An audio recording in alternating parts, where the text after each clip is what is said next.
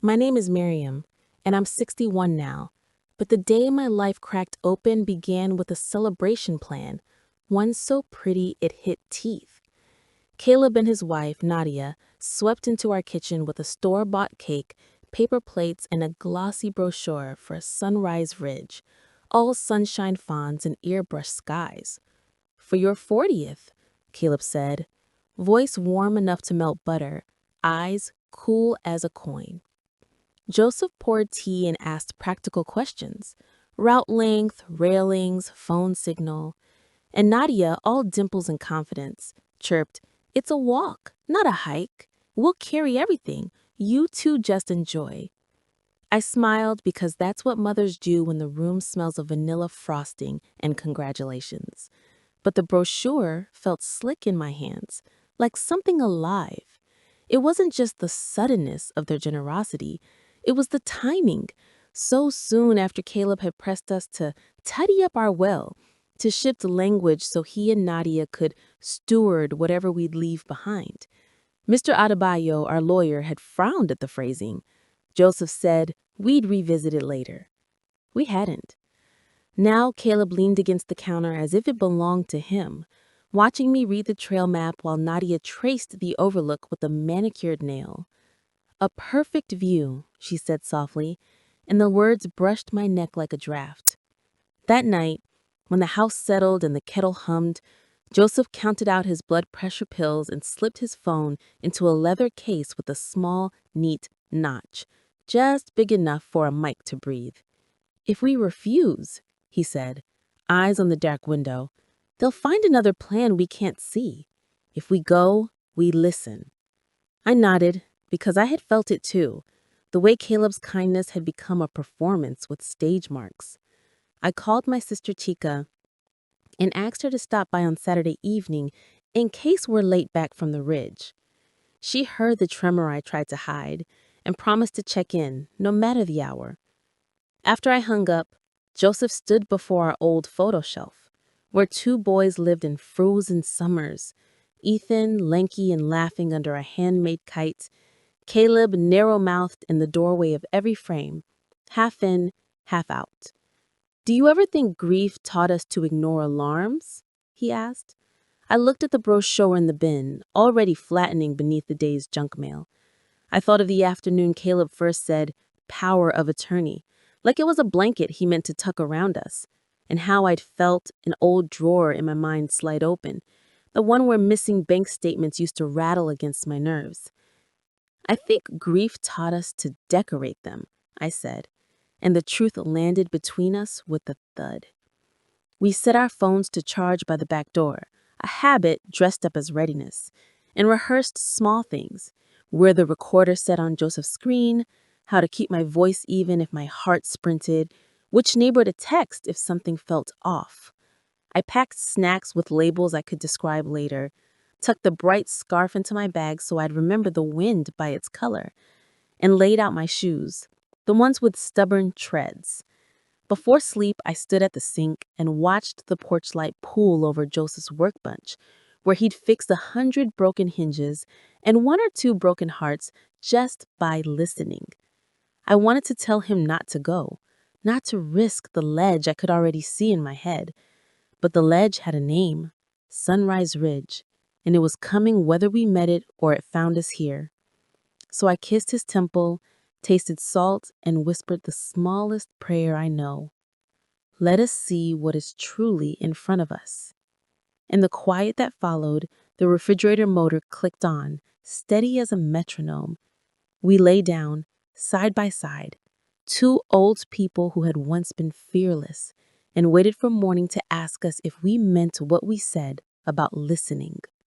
Ethan used to say the sky over our street was big enough for every dream, if you cut your kite right, and I believed him, because he made flight out newspaper and string while I cooked beans and hummed along to the radio.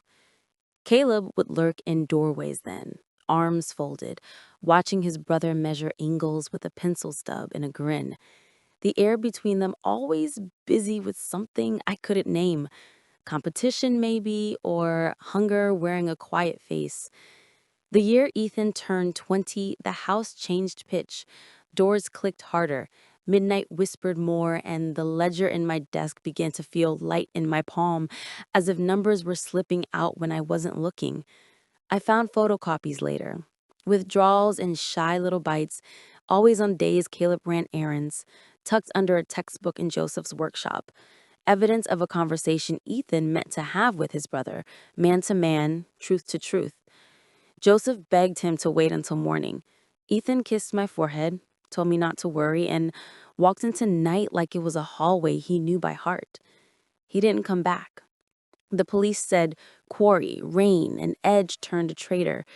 They said the word accident with such authority that I wore it like a coat in July, heavy and wrong, but better than naked grief. We buried our firstborn in a suit that made him look like a stranger and organized our lives around the silence he left behind. Caleb softened in those months, brought groceries, replaced cabinet hinges, hovered whenever my cough got rough, building a version of himself that fit neatly into the outline of devoted son. I wanted to believe that boy, so I did, packing my doubts into the same mental drawer where I'd once hidden missing bank statements. But time is a slow detective, and grief has a way of rubbing the varnish off secrets. When Caleb started pushing for stewardship of our affairs, trust, signatures, power of attorney, just in case, that drawer in my head slid open, and the papers rustled like dry leaves. Joseph, who had carried his own private winter since the night of the quarry, finally thawed enough to speak. We were at the sink, water running over plates, when he said, almost to the glass, I followed Ethan that night. He didn't look up as he told me what he'd kept. Shadows on the ravine path, voices pitched wrong, Ethan's anger edged with love. Tell them yourself or I will. And Caleb's answers breaking into curses and shame. A push, a skid, the awful pause breath takes when it understands. A fall. I wanted it to be panic, Joseph said, voice splintering. I needed it to be. I set the plate down and felt the kitchen tilt.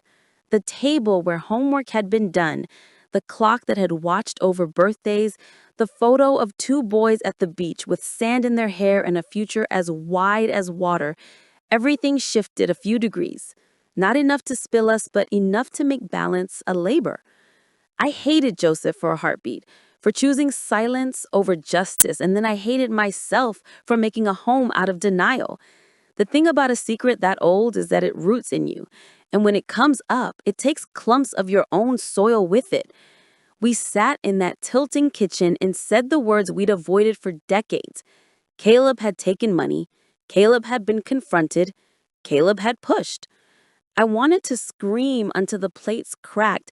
Instead, I wiped my hands on a towel and thought about how kindness can be a costume if you stitch it from fear. Outside, a siren passed, and the sound snagged on the porch rail like a ribbon. If we go to the ridge, Joseph said, we go as witnesses. He opened the laptop, pulled up the bank portal, and showed me the pattern I'd refused to see. Tiny leaks, regular as prayer, the sum of which could drown a careful life. I thought of Ethan's kites, how they rose with the clean pull and then steadied when the line held true. Load-bearing love doesn't lie, he used to say, like it was a joke, like he didn't know he was writing our verdict. I looked at his picture on the shelf, at Caleb's smaller shadow beside it, and I felt the hook of the coming morning slide under the skin of my calm. The sky had darkened by then, purple at the edges. I clicked off the light and told myself a dangerous bedtime story, that truth, if spoken plainly enough, can stop a fall mid-air. Saturday arrived with a kind of brittle blue sky that looks innocent from a window and merciless once you're under it. And when Caleb's SUV pulled up, freshly washed, lemon cleaner smell leaking from the cracked window, I felt my stomach harden like day-old bread. Nadia bounced out first in a fitted windbreaker, swinging a brand new camera on its strap, while Caleb lifted a coil of rope and a compact first aid kit from the trunk with the flourish of a man who expects applause. And I remember thinking how strange it was to pack safety like an accessory when the plan itself felt like a hazard.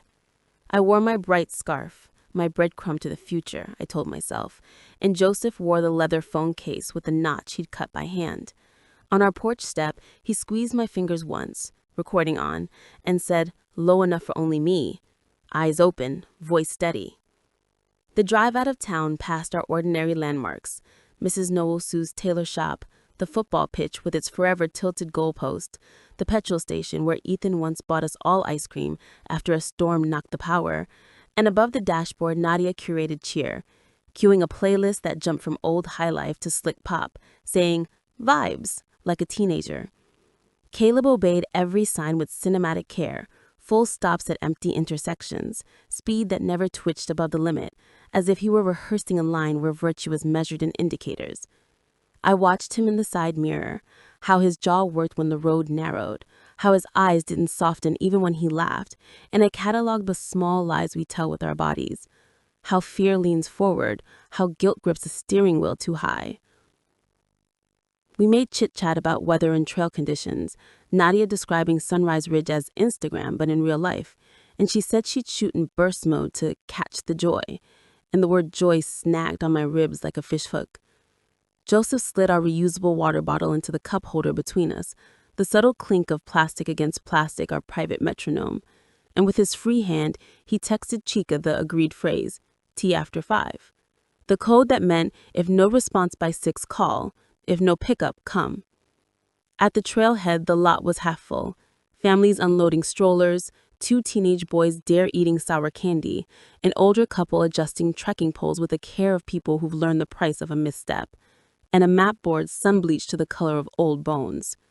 Nadia performed enthusiasm for the group, pointing to the cartooned ridge on the map and saying, "It looks like a dragon's back," while Caleb eased the rope into his day pack and very precisely tucked the camera case into Nadia's front pouch, not his. I noticed because I notice things now, because noticing is the only armor I own. The first mile was easy, the path a ribbon of tamped earth beside cedar and moss, dappled light turning dust motes into soft stars, and I kept my breathing even and my phone where I could feel its weight, thinking of Ethan's kites and how they always rose before they steadied.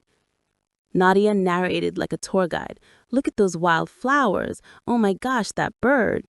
Each exclamation a bead on a string she hoped would look like love when knotted into a loop.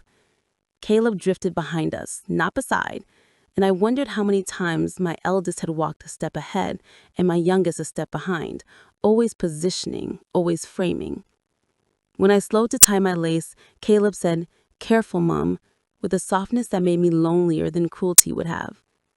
We hit the first incline where the trail turned stony and narrow, and soft talk fell away. Breathing got loud, feet scuffed. The world smelled of iron and pine. Nadia pointed out a spur trail that hairpinned toward an exposed outcrop. "Shortcut to the best view," she said, pretending to discover it, though she'd been angling toward it since the car. Joseph asked about railings. Caleb answered too fast. "Natural rails," and smiled like a man selling a balcony with no guard.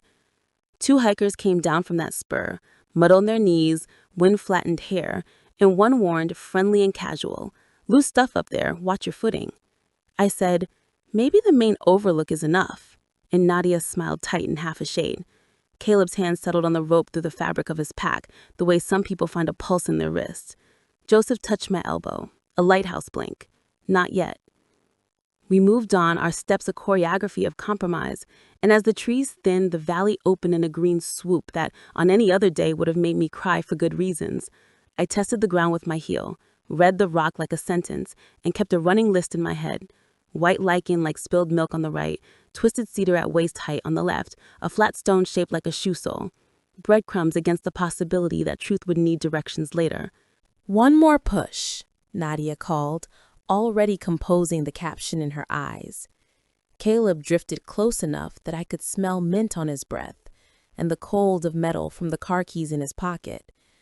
I realized then that his careful driving had been part of the costume too.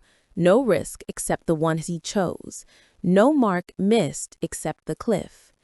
I lifted my chin and tasted the wind and told myself the oldest instruction I know. Hold the line, Hold the line, hold the line. The spur rolls like a question I didn't want to answer, gravel loosening under our soles in tiny betrayals. And when we stepped onto the outcrop, the world fell away on three sides: the valley, a green bowl, the river, a silver thread, the wind lifting my bright scarf so it snapped once like a flag. Nadia made a small, delighted sound, the kind people make in galleries, and began arranging us with the brisk authority of someone setting a dining table. Closer, shoulder to shoulder. Good. Now step back half a shoe so I get the ridge in. While Caleb lingered behind us, the day pack settled between his shoulder blades like a decision he'd already made. I felt Joseph's fingers brush mine, a whisper of contact that said the recorder was still running, and I did what he told me we might have to do. I memorized, hungrily, the angle of a twisted cedar, the crescent chip in the rock at our toes, the way a cloud's shadow slid over the opposite slope like a hand. One more, Nadia said, breathless, and raised the camera. Caleb's palm landed between Joseph's shoulder blades with the kind of false gentleness you use to move a door you've already unlocked. Joseph spun faster than his 65 years should allow and caught Caleb's verse. For a heartbeat, the four of us hung in a crooked square, my heels searching for friction that wasn't there. Nadia lunging forward with a gasp, Caleb swearing as the rope in his pack knocked against my hip. Then the rock under my right foot sheared with a gritty sigh, and we were in the air. No cinematic tumbling, just a sick, smooth drop that turned wind into a shout inside my ears. The sun flashed, then stone, then sky again, and something in my shoulder tore with the wet pop that emptied my mouth of sound. Impact came like a sentence. Full stop. Pain bloomed everywhere at once. Hot iron in my ribs, glass in my knees, a white flare in my head that dimmed the edges of the world. I tasted dirt and metal and the sweet rot of crushed moss.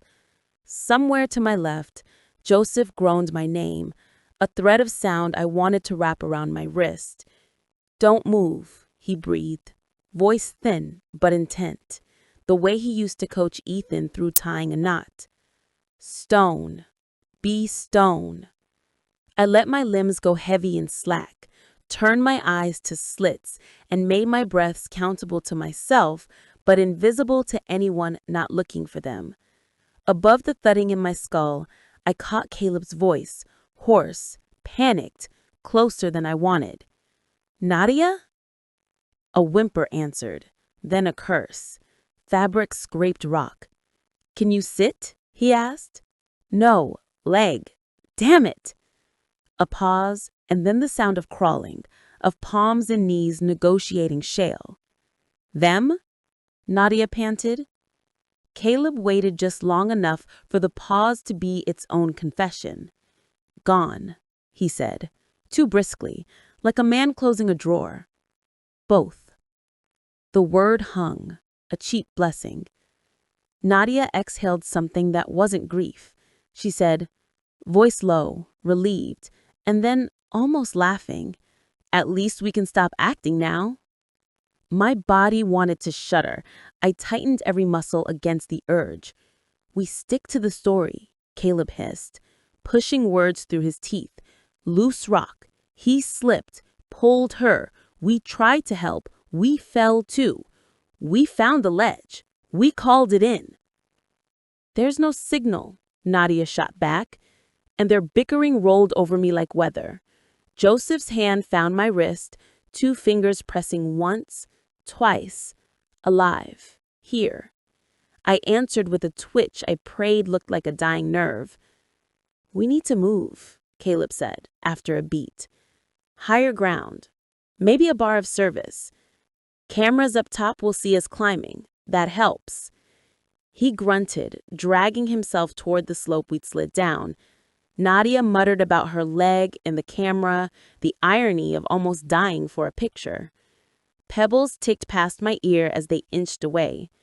I stared at a leaf an inch from my nose, veins like a map, and anchored myself to the ordinary, to green and dirt and the faint sugar smell of crushed wildflowers. Time thinned. A hawk called from somewhere I couldn't see. When their voices dimmed to a smear, Joseph's breath came closer, ragged. "Miriam," he whispered, and the use of my name steadied me more than any prayer. "Ribs," I said, lips barely moving. "Shoulder." "Leg," he answered. "Phone?" My heart climbed into my throat. "It's still in the case," he said, and I knew then that even falling, he thought of the notch and the mic, that the line we'd cast into this day might hold. Far above, wind worried the scrub into a hiss. Nearer, a pebble clicked in a rhythm that might have been footsteps or fear. I wanted water, sunlight, a door to close. But all I had was this body and the old discipline of mothers everywhere. Do the next thing. Wait. Count. Listen. We lay there in our borrowed stillness, two old people pretending to be gone, while our not gone child rehearsed mercy as a script he'd never meant to memorize. And I told myself the simplest instruction I had left: stay smaller than the danger until the world changes shape. The first human voice that wasn't ours fell down the gorge like a rope, authoritative, clipped, practiced. And then came the metallic chatter of carabiners, the squeak of webbing, the thump of boots finding holds. I closed my eyes to slits and let my face go slack, while a gloved hand found my neck and a calm voice said, "Faint pulse on the female, airway patent." And somewhere to my left, another medic said, "Male, breathing shallow, possible rib fractures."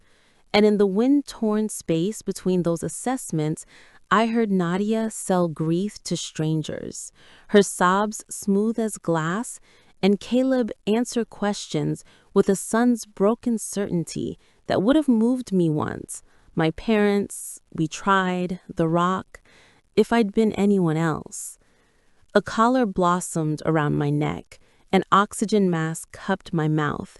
Tape kissed my skin with small, cruel tugs. I kept still as a photograph until the stretcher tipped skyward and the world grew rotor loud and tin bright. In the helicopter, a medic pressed 2 fingers to my wrist and said to someone I couldn't see, "Hang in with me, ma'am," in a voice so ordinary and kind, it cracked something in me I'd been holding with wire. I wanted to speak, to empty truth into his hands, but Joseph's plan beat in my ear like a second heart. Stay small, wait for a room with a door. At the hospital, fluorescent daylight replaced the sun. Curtains clicked on rails. Fictions flickered and faded under the fiction of my coma. A nurse with steady eyes and a badge that read Inez leaned over my monitors, her face arranged into neutrality.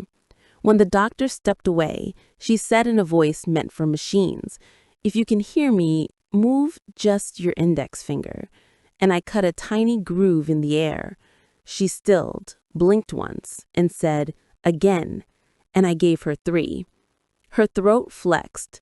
She nodded, as if agreeing with herself, and slid out of the room, returning with the chief physician and a detective in plain clothes, who stood in the corner like a question mark that already knew the answer. "You are safe," the doctor said softly, and the detective added, "If you can talk, talk now." I peeled myself up from the inside and said, through the grit in my voice, "My son pushed us. He killed his brother years ago. There's a recording, my husband's phone." The detective didn't waste our pain with sympathy. He radioed, vanished, reappeared with Joseph's phone zipped in evidence plastic, pressed play, listened to Nadia's "At least we can stop acting now," and the thin horror of Caleb's choreography near the edge. And he didn't smile because decent men don't smile at proof of this kind. "We'll keep you behind security," he said. "They won't know you're conscious." Later, a nurse announced brief family visit, and Caleb and Nadia came in flanked by the same detective who pretended to be checking a chart. Caleb took my hand like a devotional object and whispered, "Mum, rest." And then lower, breath warm with mint, "You should have left the money to us and not asked so many questions," which would sound like anger to most ears and sounded like confession to mine. Inez did 10 inches from my pulse oximeter and did not miss a syllable. Nadia brushed hair from my forehead with a touch that had fooled me before. It felt like someone rearranging cutlery now. When they left to practice sorrow in the waiting room, the detective slid his phone back into his pocket and said, "That's enough," in the tone of a carpenter measuring twice. Warrants moved faster than nightfall. Officers took seats among visitors and read magazines without seeing them.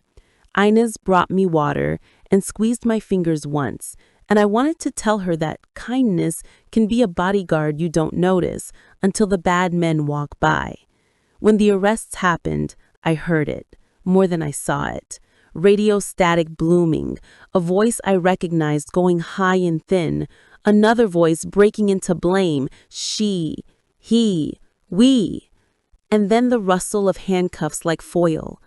After the detective returned with a list of uglier facts, forged signatures, small thefts in faithful increments, debts to men who don't knock twice, and I understood something simple and terrible. We had been not just obstacles, but currency. He asked if I could testify, and I said, "I owe the dead and the living," and he nodded as if we'd signed something. Joseph arrived pale and stitched and alive. We held hands under hospital sheets like teenagers practicing defiance. When the hall fell quiet again, I slept the first honest sleep since the brochure hit my palm. And when I woke, Inez was there with tea. And I thought, survival sometimes looks like a plain cup in a clean hand, and sometimes like a red light recording in a leather case with a notch cut by love. Reporters learned our names before I remembered my own. Microphones sprouting like weeds in the hospital lobby. Headlines testing which betrayal sold best. And while the world chewed the story, Joseph and I tried to learn how to breathe without bracing. Mr. Adebayo arrived with a folder thick as a hymn book and an expression that said he'd been arguing with sleep. And on the first page, he'd printed 4 words in a tidy font: sequence, intent, pattern, motive, as if order itself could clean blood from stone. He walked us through the arithmetic of our undoing. 52,000 siphoned in faithful sips across 5 years. Signatures of mine with the hesitation on the M that wasn't my hesitation. Authorizations witnessed by a ghost clerk at a storefront that had closed during the pandemic. And behind those counterfeit courtesies, the heavier math of debt. Names of lenders who don't send reminders, only men in cars with the engines idling.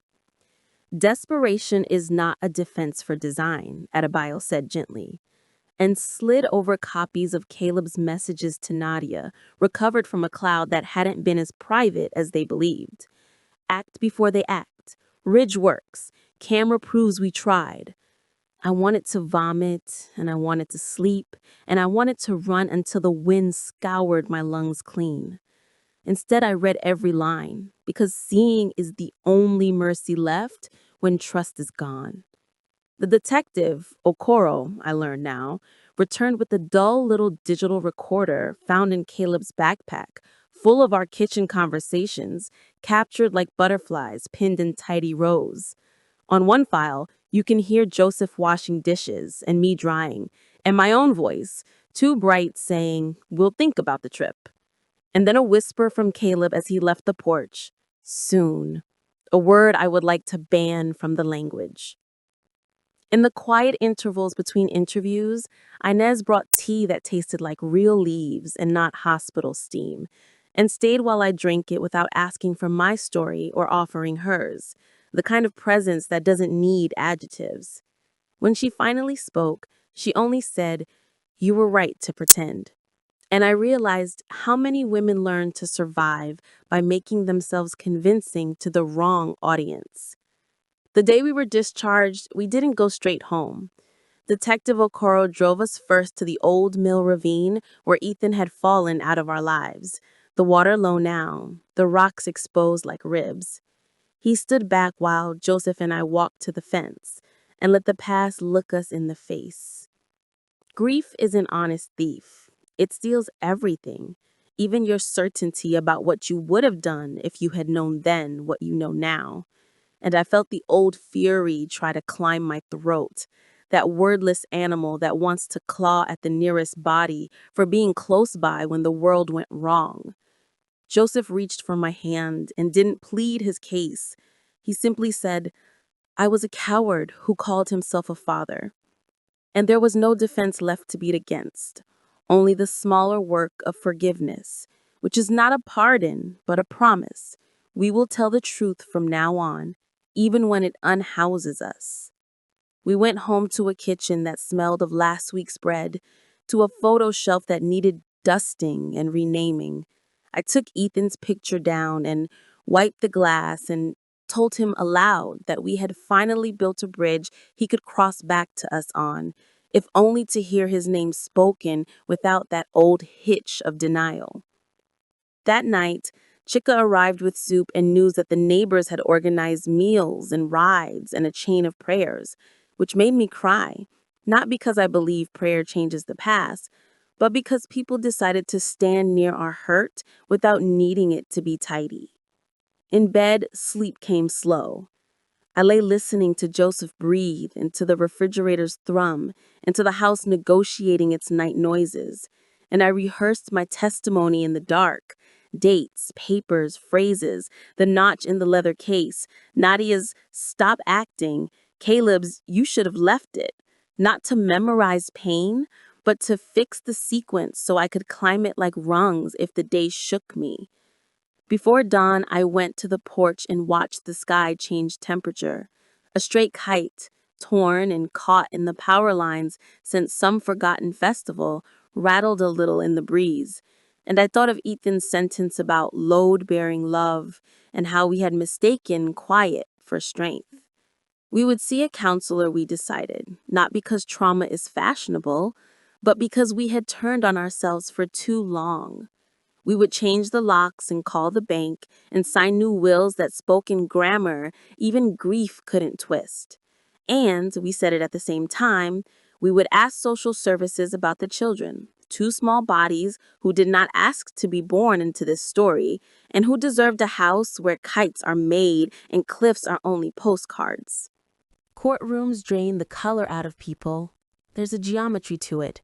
The pale walls and straight benches, and a clock that eats minutes without remorse. And on the first morning of trial, I sat behind the rail with my good shoulder squared, Joseph at my side in a jacket that fit differently since the fall. And I watched Caleb step in wearing a suit he hadn't earned, Nadia beside him with her hair smoothed into the kind of order that hopes to pass for innocence. The jurors filed like careful strangers, the judge's voice leveled the air, and then the state began laying our life on the table in pieces. The photographs from the ridge, the rope coil bagged and labeled, a map with a tidy red line showing the spur no family with elders should have chosen, and finally the audio from Joseph's phone, that steady, stubborn witness we'd packed as hope. When Nadia's sentence, "At least we can stop acting now," filled the room, it moved like a cold draft. I saw one juror flinch, another tilt her head the way you do when a note rings true. The defense tried to soften everything with the fabric of desperation, debts, pressure, the arithmetic of cornered people, arguing that the cliff wasn't a plan but a panic, a tragedy rehearsed only by fear, not design. But they couldn't explain the forged signatures Mr. Adebayo walked them through line by line, or the micro withdrawals that bled our savings in faithful sips, or the texts recovered from a cloud that didn't love them back. Caleb typing, "act before they act," Nadia replying, "ridge works, camera for cover." When I took the stand, The prosecutor asked me to tell the jury about the day at Sunrise Ridge as if you were writing a letter to someone you love. And I did. I told them how the sky looked like a promise from the kitchen window and like a dare when I stood under it. How Nadia arranged us like props and Caleb closed distance like a tide. How rock gives a little sigh before it lets you go. How pain has colors. How stillness can be armor when your enemy prefers performance. I spoke Ethan's name the way I should have years ago, not as a saint or a lesson, but as a boy who laughed with his whole mouth and believed kites were instructions about faith. I told them about the ravine and the old lie we wore because sometimes you pick the story you can survive, and how survival can corrode you if it isn't coupled with truth. The defense tried to make me small, asked about my memory, about grief's habit of bending edges, about whether a mother's love could sharpen into blame. But grief had already done its worst, and I had learned a new grammar. Answer plainly, anger to details, don't decorate. Joseph followed, voice rough but steady, admitting his silence without excuse and calling it what it was, cowardice dressed as care, then pointing to the notch in the leather case and saying, "This time, I built something that held." Inez testified about the hospital whisper, about my finger moving 3 times, about the sentence Caleb poured in my ear that sounded like a lullaby to the untrained and like a confession to anyone who has ever had to read danger in the dark. Detective Okoro mapped pattern to motive to act, and by the 3rd day, the courtroom felt less like a theater and more like a workshop where broken things were being measured for repair. Closing arguments arrived dressed in certainty, the defense begging the jurors to find the sliver of doubt that money and fear can manufacture, the prosecutor asking them to listen not to speeches but to the sequence. Plan, lure, pose, push, lie. Then we waited. The jury chewed hours into a dull paste while I counted breaths the way I had under the ridge, reminding myself that time cannot be hurried, only endured. When they filed back, the 4-person's face wore the careful blank of someone carrying glass. "Guilty," he said. And again. And again. Murder for Ethan, attempted murder for Joseph and me, fraud layered like shingles on a rotten roof. And the room changed temperature. Nadia cried without tears. Caleb stared at the table as if it would open and swallow him into a better story. Sentencing came weeks later, and the words "without the possibility of parole" landed with the heavy mercy of a door that will not swing back on its hinges. Outside, microphones craned. I said only that load-bearing love doesn't lie and left the rest to the paper. That night at home, I set 2 bowls of pepper soup on the table and we ate quietly, the house making its night sounds around us. And when the phone rang, it was a social worker confirming a home visit for the children. After I hung up, Joseph took my hand across the table like a boy asking for a dance and asked, "Are we ready?" I thought of kites and ledges and a bright scarf snapping in the wind, and of my own voice, which had finally learned to choose truth over quiet. And I said, "We're not new, but we're ready," which is sometimes the better thing.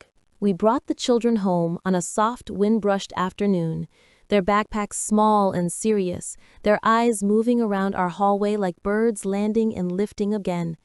The social worker spoke in the gentle cadence of someone who's learned how to open doors without startling grief, explain schedules and temporary this and review that, then knelt to their height and introduced us by first names before adding grandma and granddad like a quiet benediction. When the door clicked shut behind her, the house listened with us, the kind of hush that isn't empty but attentive, and I realized healing begins with rooms agreeing to hold new breath. I'd spent the morning clearing a low shelf, 2 baskets for crayons and blunt scissors, a tin for found treasures, a framed napkin where Ethan once scribbled a bridge and wrote, "Load-bearing love never lies." I set a kite kit beside it, bright paper and bamboo sticks and a spool of string that hummed when I plucked it, and told the children that their uncle used to make the sky answered questions. We started with the small liturgies of belonging: shoes by the mat, hands washed to the elbows, grilled cheese cut diagonally because that's how Ethan liked it, pepper soup mild but not shy, napkins folded under spoons like little pillows. The older one asked if their parents could visit when they're done with the big meeting, and I felt truth rise in me like a cough. I poured water first, then set it down, then said, "They can't for a long while, but you will always be allowed to miss them," and watched that permission loosen something behind the child's eyes. Joseph showed them the garden, mint, stubborn tomatoes, the shy beginnings of peppers, and let them pluck one leaf each, rub it, smell it, taste green. He talked to the soil the way he talks to wood in his workshop, coaxing usefulness from quiet things. In the evening, when the wind turned helpful, we carried the kite to the park. The younger one gripped the cross sticks while I tied the knots, and Joseph let the string out hand over hand, patient as rain. The kite stuttered, dipped, then caught and climbed, and the children shouted as if we'd discovered a doorway. For a moment, I watched the line hum and thought of the ridge in my bright scarf snapping like a warning, and I told the wind, because sometimes that's who's listening, that survival is a skill, not a sentence. Bedtime was a negotiation with shadows. We let the hall light stay on, read 2 stories about ordinary adventures, lost buttons, a stubborn duck, and I told them one true thing about Ethan that made them laugh, how he once painted a cardboard city and charged us 3 buttons to enter, and one true thing about fear, how it shrinks if you breathe on it for a while like a cold window, and promised that grown-ups would come when called and that doors here are boring and safe. When at last the house exhaled into sleep, Joseph and I sat on the back steps with mugs of mint tea and a list we didn't need to write. Therapy for all of us, locks changed and wills rewritten in plain language, a school where the playground is visible from the office window, a counselor who understands that children grieve like weather, clear and storm, clear and storm. My phone buzzed with a text from my Nez, just a heart and a cup emoji, and I answered with a photo of the kite against the first star, because some debts deserve joy as repayment. Later, when the dark settled kindly, I walked the hallway and watched the children's chests lift and fall, those small, faithful levers, and I pressed my palm to the doorframe and thanked the wood for standing. I wondered if forgiveness grows like mint. Cut it and it returns, not because it forgets being cut, but because growing is its nature. I wondered if I would ever say my younger son's name without the sour aftertaste of courtroom air. I decided I didn't need to hurry that answer. In the morning, we would label drawers and hang hooks at reachable heights, pack lunches with too many apple slices, braid hair that refused to be tidy on the first try, and staple a calendar to the fridge where checkups and court dates can share squares with picnic and fly kites without fighting. We would teach the children that cliffs are postcard things and that photos are for joy, not alibis. We would make room on the shelf for new frames and keep the old ones honest. Joseph asked, "Do you think happiness comes back, or do we build a different kind?" And I said yes, because both felt true, the return and the invention, and because tonight the house wasn't haunted, only inhabited. Ethan's drawing watched from its frame like a compass, the string on the kite dried in a gentle arc near the sink, and somewhere inside my chest, the line between grief and grace stopped jerking and began, at last, to hold.